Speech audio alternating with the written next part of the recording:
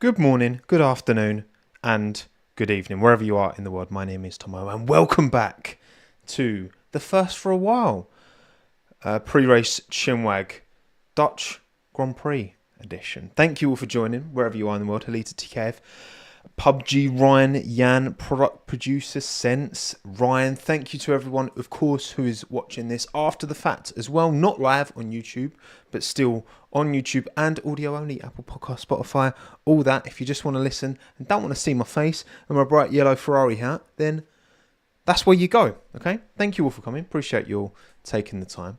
This stream originally was going to be early in the day. It isn't. So 8 p.m. UK time, maybe we're getting some... let me know, chat, where are you? Where are you from? Where are you in the world? So that I know who I am. I imagine there's a few more Americans, a few more Australians, a few more Asian viewers out there, given the time. Would have been earlier in the day, yeah. Things can change up, some personal stuff. I don't know if I ever actually had... does anyone know... I don't think I ever had Izzy on the stream. Family dog on Hannah's side. Sadly had to be put down yesterday. So, yeah. That was originally we're going to be doing the stream early today. We're not. We're doing it later. But again, cater for all time zones. So yes, thank you all for joining. Already I've gone really red. I'm like matching the background, blending in like a chameleon. There you go. Paddy's in the bath. Love it, Paddy. That's it. Keep yourself clean. Hygiene is of the utmost importance. Right, let's talk about round 15, shall we? Dutch Grand Prix, Zandvoort F1 is back again, and I can't wait. I'm buzzing, right? This time off, as much as F1 has now become my job, and for that I'm incredibly grateful for that opportunity that you lot give me by consuming what I do and watching what I put out on YouTube. I still love this sport. I love this sport more than ever, and seeing it come back, I'm buzzing, right? Yeah, Premier League's back. Wasn't really that arsed, to be honest. And West Ham lost, which didn't help. But F1's back, 3 weeks off, and a well-earned rest, by the way. The teams will just work flat out 365 days a year if you allow them to. So an enforced break is very good, right? We love to see it. And we're back. We're in Zandvoort, Dutch Grand Prix. A track that has, since it returned to the F1 calendar, we've had 3 Dutch Grand Prix, 3 Zandvoort races since it returned, I think. And Max, I believe, has won all of them. He's gone very well round here. His home Grand Prix. And will it go that way this time? Because, again, last time out, he did win ahead of Fernando Alonso and Pierre Gasly in what was a chaotic Dutch Grand Prix at Zandvoort. The heavens, they opened, they closed, they opened again. We had mad aquaplaning. Joe went into the barrier at a mad rate of knots aquaplaning. We had Bottas go off, Perez, Sargent crashed, although that actually seemed to be a problem with his car. Oh look, and Minton has joined us for the stream. Let's grab him. Come on in. Right, what do you think? Right, your favourite wasn't even on the podium, Hamilton fan, because Ham. What did you make of the Dutch Grand Prix last year, Minton?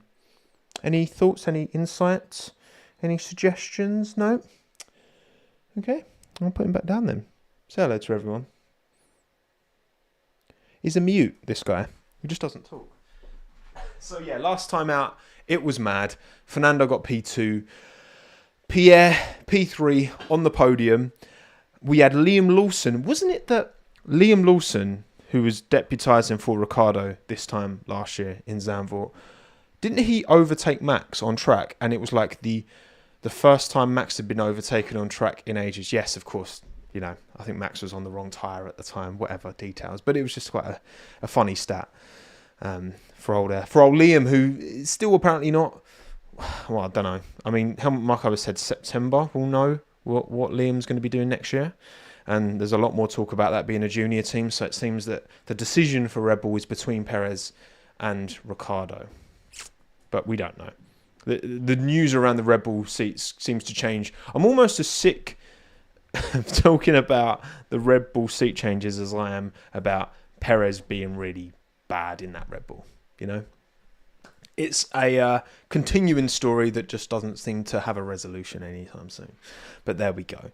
So yeah, last time out it was chaos. fingers crossed the heavens will open this time out and give us something similar. I was actually planning, I completely forgot because I'm an idiot. I was going to do, like on these graphics, I was going to put the weather suggestions and to give some insight. Obviously, it's still, still like 4 days until Sunday, but according to Google weather, Friday in Zandvoort, there's potential for some rain, for some precipitation, kind of in the morning. Saturday, very, very much rainy on Saturday for qualifying, and dry on Sunday, which actually I would say is I think that's the ideal, because it mixes up Saturday a bit, but then a dry race Sunday where these cars have got so close together. I think that's probably the ideal balance. So dry Sunday, wet Saturday, and kind of wet and dry Friday, as Minton already wants to leave the room, making himself centre of attention as per. Go on then, off you trot. Go on. Lovely jubbly. Heavy rain Saturday. Yeah, that's certainly what the forecast is predicting for this week's Dutch Grand Prix. But we'll see. Will the heavens open? Will they not? Well, as things stand, just to recap, 78 points the gap between Lando Norris and Max Verstappen. 22 points the gap between Lando Norris and Charles Leclerc. 10 points the gap between Charles Leclerc and Oscar Piastri. 5 points between Oscar Piastri and Carlos Sainz. Very vamos indeed. Like I say, in terms of teammate gaps, I mean, Norris Piastri's only 32 points. I was surprised. I don't know, I just felt like it was closer. But then in the last 8 races, Oscar has outscored Lando. Of course, Lando, and through a mixture of his own fault and the team letting him down, hasn't scored as many points as he maybe should have. Oscar has also been quite unlucky this year. We'll see. We will see. Hello, Kiefer. Good to see you, pal. Liam deserves a seat. Liam deserves a seat in Formula 1. Absolutely. But, deserving something in Formula 1 quite often don't go hand in hand. Just because you deserve a seat does not mean you're going to get one. Thank you, John, by the way, for the super chat. Very kind of you. Very kind indeed. Much appreciated, John. Thank you for supporting what I do. But otherwise, I mean, look, we'll see. We'll see. People in these teams have not been working over the break. However, we do know that Ferrari are bringing a potential solution to the bouncing / porpoising issue that they've been suffering with the last few races. Williams should be bringing a weight-saving upgrade to their car. And again, I said this in my last video, why I think Williams are going to have a good second half of the season. There's obviously some data that James Vowles has been showing Carlos Sainz, being like, yeah, if we weren't overweight, we'd be cooking. We'd be up there. Maybe not up there, but, somewhat up there. So I expect some movement from there. I don't expect any movement from Sauber, but time will tell. Time will tell on that one. How have Sauber still not got a point? That's the thing, Alfie. Look, it's more difficult than ever. Because you still have that, that clear top 4.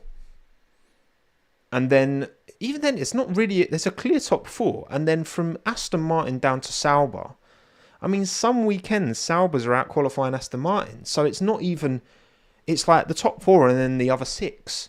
Which, to be fair, actually, I don't mind that. I actually don't mind there being like a top 4 and then a top 6. Because I think when everyone can win, and we kind of see this a bit in Formula E, it's hard to kind of build those storylines. The kind of storyline we got in 2021 is like goated and will never be topped in terms of story. But yeah, if everyone can win, then also it's... Look, I think as long as F1 stays true to its non-spec series nature, we won't get to a point where every single team can potentially win. And I think, where we're at right now, 2025. Oh, please. Come on. It's going to be so good. So good. And also, if you do want to know how the teams stack up and how different their positions are, at least in the driver's standings, and constructors, watch my video about F1 mid-season with the IndyCar point system, because Bottas jumps up quite significantly if F1 had IndyCar's point system. But all the results were exactly the same. Anyway, what's Minton scratching at the door? Honestly, that dog. Right, team standings, Bosch. Again, this is where it is much more competitive and interesting. 42 points between McLaren and Red Bull. Ferrari still... Surprised Ferrari, are actually only 21 off McLaren. That just shows how well they started the season. And again, there's not been a consistent second quickest team or car. So, that in terms of Max just being able to consistently just open up that gap race after race after race, even when Max is having a difficult weekend, he still manages to open up that gap. Austria, prime example. Lando, Max, contact, arbitrary, tiny contact. Nil points for Lando. Max still bags, P5, P6, wasn't it? So, yeah. But I think this team standings is going to look different by the end of the year. I think Aston are going to struggle. I do. Aston and Sauber are the two teams I have the least confidence in of those bottom six, to be honest. Just because Aston have had so many false dawns. But hopefully they turn it around, because they've got a great setup there. There's some good people at Aston Martin. I'd love to see that team do well. But they're not yet. They're not there just yet, are they? Right, Bosch. Predictions. Predictions for the 2024 Dutch Grand Prix. We'll do mine, and then we'll do yours. Starting with race winner. Let me know, chat, what you're thinking. Any suggestions, any thoughts? Who could win this weekend? Of course, last time out again, Max won. In a car that was much more relatively dominant than the Red Bull is at the moment. You can certainly argue the Red Bull is still at least the second quickest car. And I think it varies track to track, right? Those track characteristics will favour certain teams in certain tracks and others in others. And Zandvoort's not crazy on the curbs. I mean, it's a purpose-built track, so it's always going to be better than a street circuit in terms of curbs. And you've got to remember, in Spa, of course, Max did put it on pole. But, of course, with the grid drop, he was only able to recover to P5, 6, whatever it was, where he finished the race. But it was tricky to overtake around Spa. It's one of them races that you just don't know. Would Max have driven off into the distance? Maybe. Maybe he wouldn't have. We'll never know. Max hasn't won for 4 races. I feel this is a win for him. That's the thing. He doesn't have to win the most races. You don't have to win all the time to win a championship. As long as you're consistent. And Max has done the winning early doors. He'll be consistent. He doesn't need to win another race all season. He can just consistently get podiums, which I have no doubt he will. And then he'll be fine. For me, I've gone Oscar. I think the McLaren is the best package overall. I think Oscar, he's got that Hungary win. I think he's great. And I think we're going to see a really good drive from him. I think he'll out-qualify Lando this weekend. And I think he'll win the race. So I think if Oscar can get out front, and as time goes on, he's only 30... How many races is he into his F1 career? 38? This will be his 37th, 38th race, I think. His F1 career. So why not? I think he's pretty much there with Lando. Rib injury as well. Well, yeah, but drivers with injuries seem to actually go quicker a lot of the time. So I'm backing Oscar for the win. That's my shout. Banger drive, though. Who's going to be the best this weekend? Well, you might want to call me biased, but I'm going Alex Albon. I am going Alex Albon. Now, again, a couple of reasons. Last year in the Williams, Alex cooked around here. They were surprised, Williams. They didn't expect to get performance around a track like Zandvoort, but they did. So Williams know inherently how to set up a car for Zandvoort.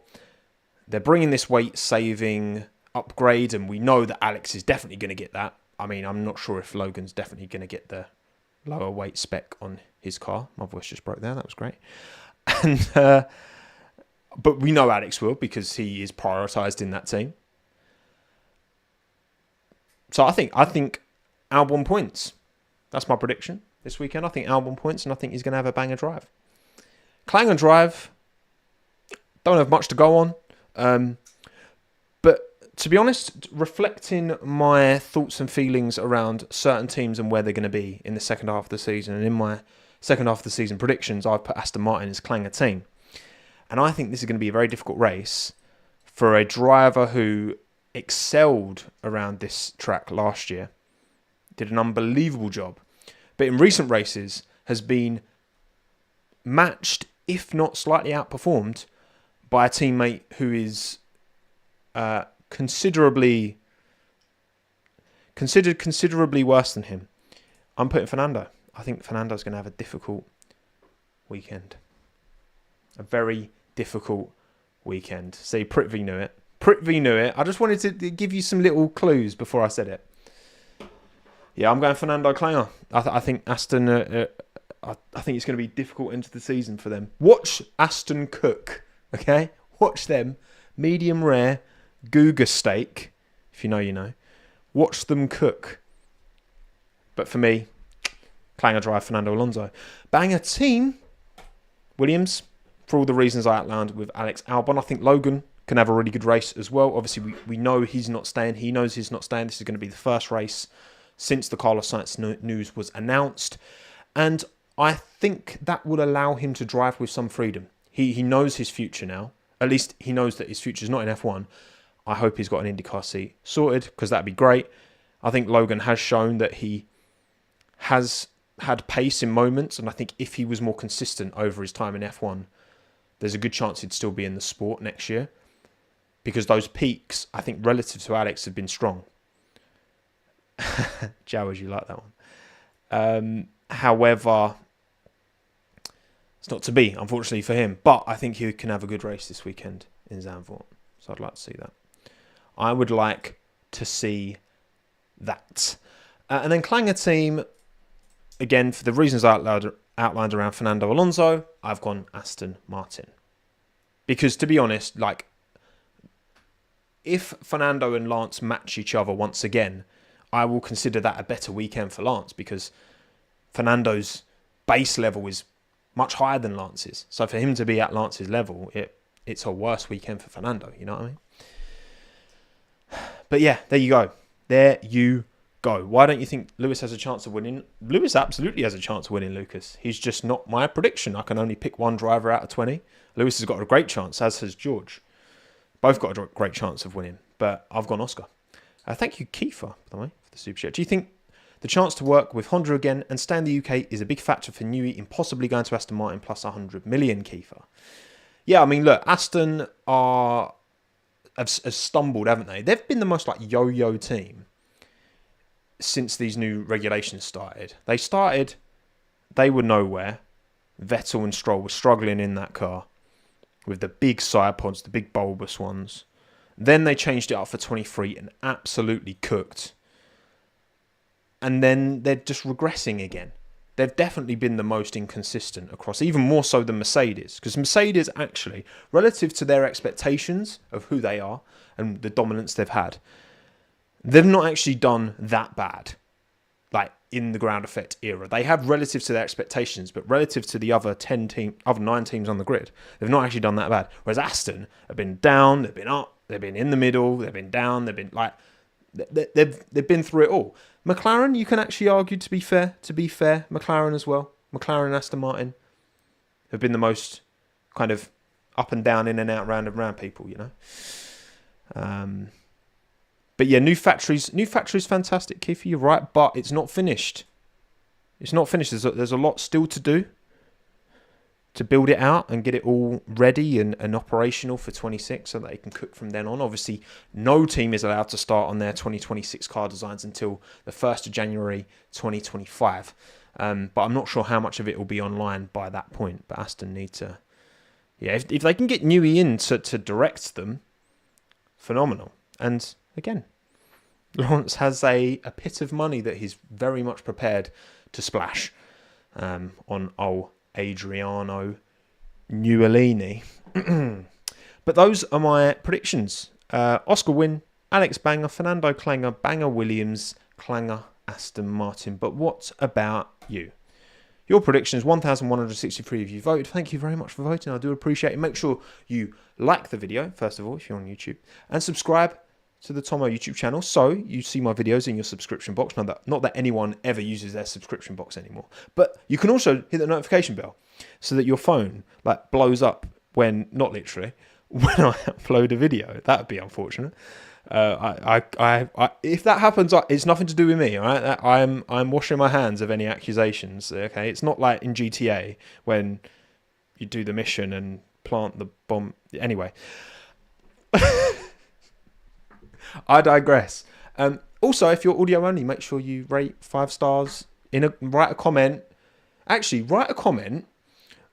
Give me a recipe for a meal. All right. If you're Apple Podcast, Spotify, write a comment that is a recipe for a meal and I will cook it. And I will post a picture on Instagram or something. You can follow me on Instagram at @TomMcCluskey_. And go from there. Okay. You say Samsung collab, I literally have a Samsung. Okay. I'm one of those.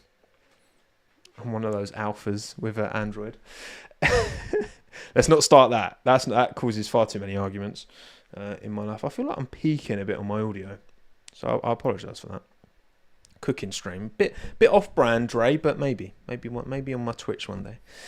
Anyway, right, do all that nice stuff. Now let's look at your predictions. So, race winner for you, Max Verstappen, 52% of the vote, 15% Lando Norris, 12% Oscar Piastri, 10% Lewis Hamilton. Interesting. I mean, I'm not surprised. I think Max, this is his home Grand Prix, is going to be, I mean, not that he struggles with motivation, not at all, but he's going to be extra motivated to make it work this weekend. Red Bull, of course, have been through a difficult period and, you know, they are struggling somewhat to give him a consistent package, but the Max Factor, which may be a copyrighted term from the makeup company, I think they do stuff, eye stuff, I don't know. I think Max will be fine this weekend. I think he'll get on a podium, definitely. I'm going Oscar race win, but he'll be fine. 15 Norris, 12 Piastri, 10 Hamilton. Lewis Hamilton. Banger drive, 19%. Oscar Piastri. You lot always vote Oscar. You lot always vote Oscar in Banger.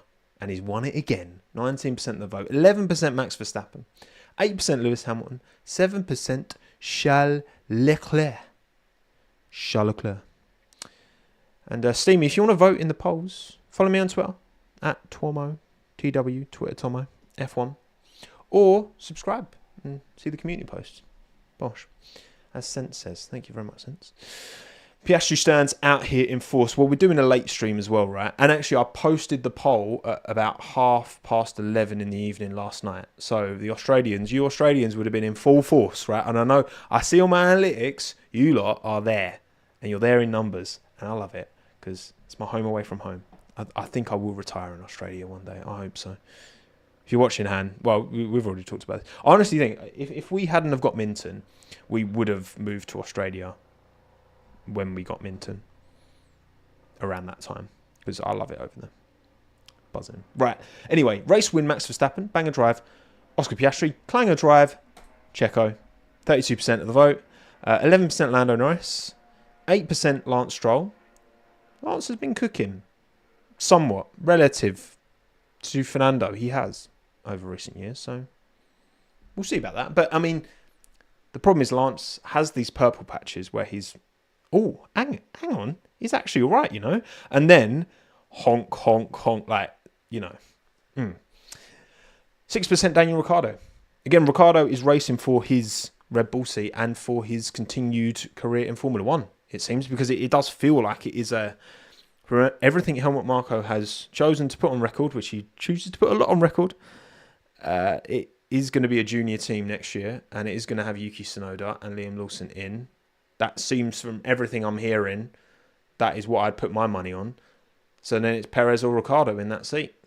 Straight fight. So Ricciardo's got to cook between now and the end. And we keep saying this, but I really do think now this is it. He has to cook now, otherwise he's done. He is done for. But Clanger drive 11% Norris, so I think he'll prove some people wrong. Oh no, has it happened again? Oh no, yes, it's happened again. Excellent. So I've talked about this before, when my laptop randomly decides to lose all Bluetooth. Therefore, I cannot use my mouse, I cannot use my keyboard, and I cannot even use the built-in keyboard in the laptop. All I can do is click, and I can use the trackpad. And I feel like there was some suggestions last time this happened, but please, if you've got an idea, it's a Lenovo Legion 7 Pro. So it should be a very good laptop, but honestly, this has been a consistent problem since I've got it. And it's doing my head in, and I can't find a solution. Anyway, nobody cares. You're here for a Formula 1 chat, aren't you? Is it touchscreen? No, it isn't. I have a PC. It's a personal computer. It's just a laptop version. Anyway, right. Banger team. Bosch. Who are we going for? It's Mercedes. 28% of the vote. Banger team. Mercedes AMG Petronas Formula 1 team. 27% of the vote to McLaren. So very tight between the two. But Mercedes win out in the end. 13% Ferrari. Ferraris, I really hope. You know what I want more than anything this weekend? Is for the Ferraris to turn up, Charles Leclerc to put it on pole, and Charles Leclerc, or Carlos Sainz, to be fair, but I think the vibes of Leclerc pole would out-vibe the vibes of Carlos Sainz pole. Charles Leclerc, put it on pole, and then one of them, him or Carlos, win the race. Because then we've got, actually, oh my days, we actually have 4 teams who can win races on merit, on pace. That would be sick. That would be so sick. That's what I want more than anything this weekend. Even more than Williams, Cook and Alex points. Honestly, I actually do. Because a 4-car title fight from now to the end of the year, come on. Oh, mate, it's making me emotional. It truly is, right? Now, of course, these things don't always pan out. Certainly with Charles Leclerc, he's known for being somewhat unpredictable, but I do think he's got most of that out of his system actually now, to be honest. And he is ready to fight for a championship. No doubts, no question in my mind. He's had a very forgettable last few races, but he's not a forgettable driver. Got a big fan. Big fan of the man from Monaco. Finally, Clanger team for you lot. 24% of the vote, Aston Martin. You agree with me. Only 1% ahead of Sauber, 23%. 10% Red Bull. 9% Ferrari. So it's going to go one way or the other for Ferrari. One way or the other for Ferrari.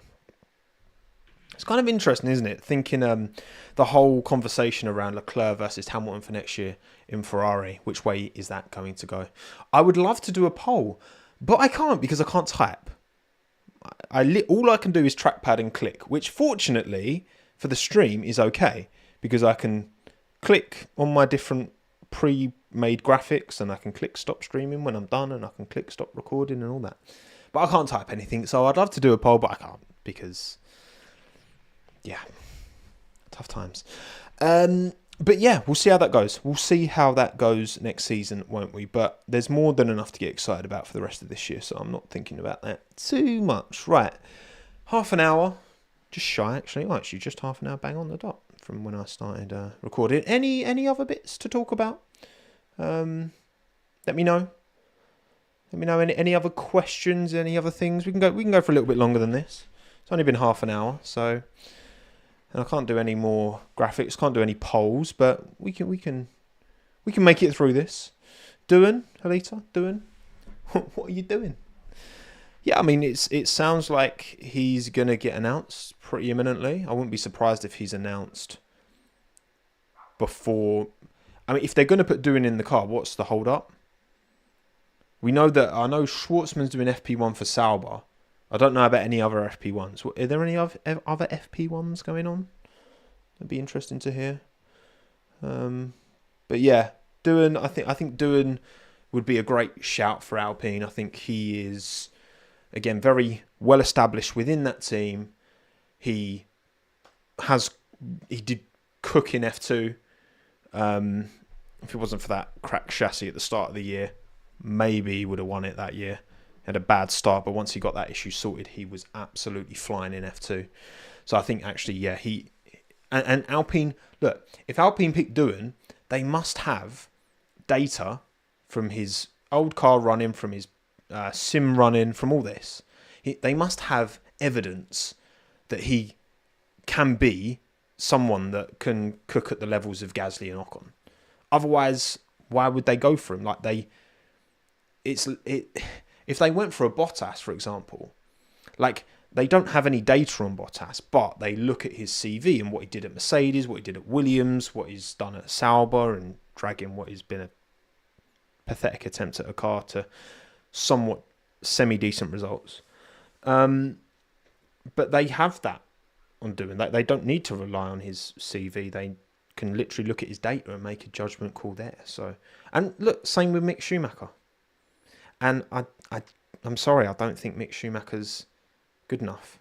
I don't. And maybe Gene Haas has more to put his hands up for about that. But I just, from what I saw, and I get it. I get it. Gene wasn't not Gene. Gunter.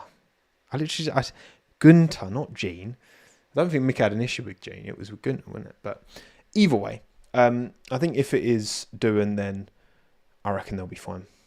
I reckon they'll be fine because they'll have made that choice out of from a position of they'll have an educated basis to make that decision on. Kimi FP1 Monza, yes, thank you Nova and Anthony.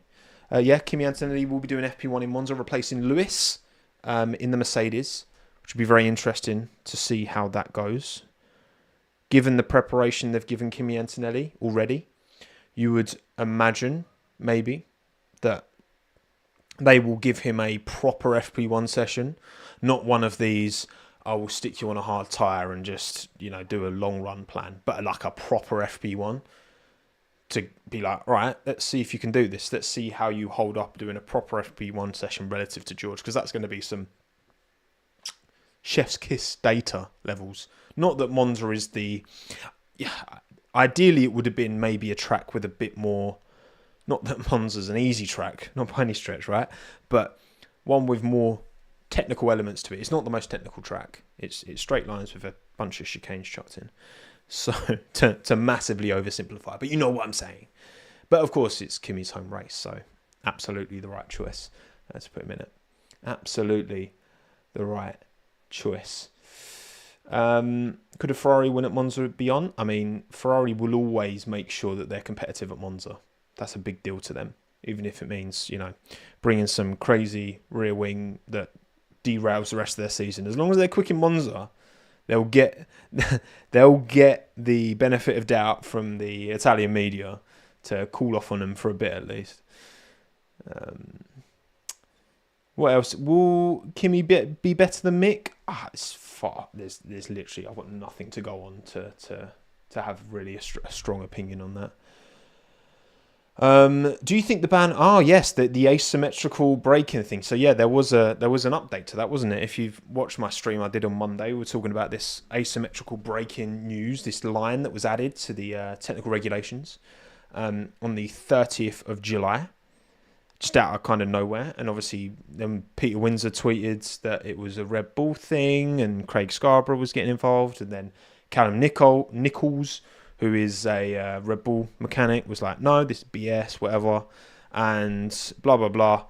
Turns out, at least according to the FIA, and this is the problem, right, because the FIA have, an FIA spokesperson speaking to motorsport.com basically said, no team was using it, we just added the line to clarify the rule because teams asked it to be clarified. Multiple teams asked for it to be clarified.